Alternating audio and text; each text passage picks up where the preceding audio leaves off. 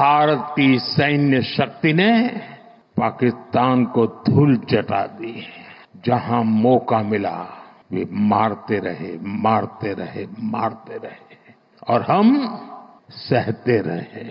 हम अपने पड़ोसियों का भी सुख चाहते हैं, वे भी सुख चैन से जिए, हमें भी सुख चैन से जीने दे। 22 मिनट में साथियों, 22 मिनट में उनको ध्वस्त कर दिया। और इस बार तो सब कैमरा के सामने की सारी व्यवस्था रखी थी ताकि हमारे घर में कोई सबूत न मांगे। अब हमें सबूत नहीं देना पड़ रहा है, वो उतर वाला दे रहा है। 1947 में जब मां भारती के टुकड़े हुए, कटनी चाहिए थी तो जंजीरें, लेकिन काट दी गई भुजाएं, देश के 3 टुकड़े कर दिए गए। और उसी रात पहला आतंकवादी हमला कश्मीर की धरती पर हुआ। मां भारती का एक हिस्सा आतंकवादियों के बलबूते पर, मुजाहिदों के नाम पर पाकिस्तान ने हड़प ले लिया।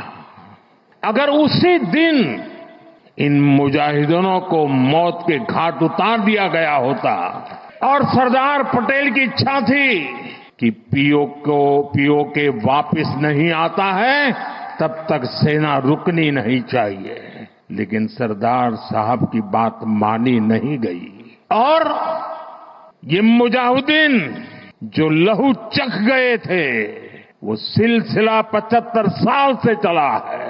पहलगाम में भी उसी का विकृत रूप था।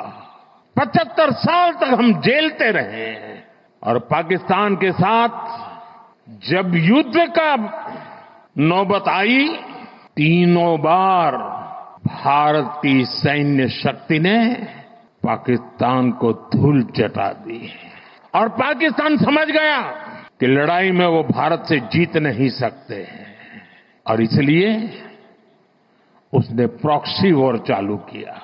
सैन्य प्रशिक्षण होता है, सैन्य प्रशिक्षित आतंकवादी भारत भेजे जाते हैं और निर्दोष निहत्थे लोग, कोई यात्रा करने गया है, कोई बस में जा रहा है, कोई होटल में बैठा है, कोई टूरिस्ट बन के जा रहा है, जहां मौका मिला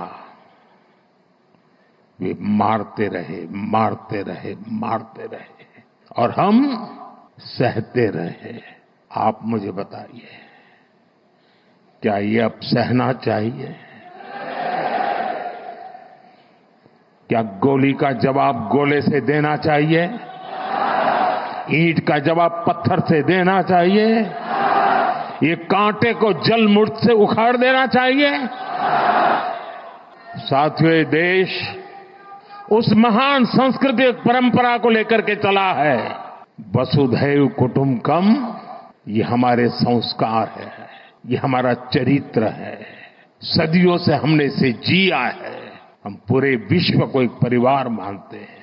हम अपने पड़ोसियों का भी सुख चाहते हैं, वे भी सुख चैन से जिए, हमें भी सुख चैन से जीने दे। ये हमारा हजारों साल से चिंतन रहा है। लेकिन जब बार बार हमारे सामर्थ्य को ललकारा जाए तो ये देश वीरों की भी भूमि है। आज तक जिसे हमें प्रॉक्सी वॉर कहते थे, 6 मई के बाद जो दृश्य देखे गए, उसके बाद हम इसे प्रॉक्सी वॉर कहने की गलती नहीं कर सकते हैं। और इसका कारण है, जब आतंकवाद के 9 ठिकाने तय करके 22 मिनट में साथियों, 22 मिनट में उनको ध्वस्त कर दिया। और इस बार तो सब कैमरा के सामने की सारी व्यवस्था रखी थी ताकि हमारे घर में कोई सबूत न मांगे। अब हमें सबूत नहीं देना पड़ रहा है, वो उतर वाला दे रहा है। और मैं इसलिए कहता हूं, अब ये प्रॉक्सी वॉर नहीं कह सकते इसको,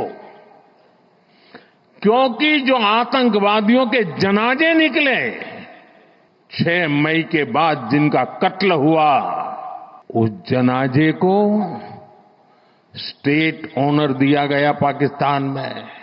उनके कॉफिन पे पाकिस्तान के झंडे लगाए गए।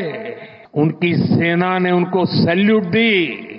ये सिद्ध करता है कि आतंकवादी गतिविधि ये प्रॉक्सी वॉर नहीं है, ये आपकी सोची समझी युद्ध की रणनीति है। आप वॉर ही कर रहे हैं तो उसका जवाब भी वैसे ही मिलेगा। हम अपने काम में लगे थे, प्रगति के राह पे चले थे।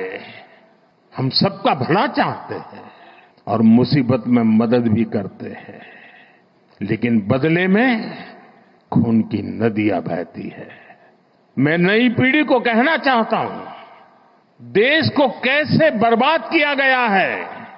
1960 में जो इंडस वाटर ट्रीटी हुई है, अगर उसकी बारीकी में जाएंगे तो आप चौंक जाएंगे। यहां तक तय हुआ है उसमें कि जो जम्मू कश्मीर की अन्य नदियों पर डैम बने हैं, उन डैम का सफाई का काम नहीं किया जाएगा, डिसिल्टिंग नहीं किया जाएगा।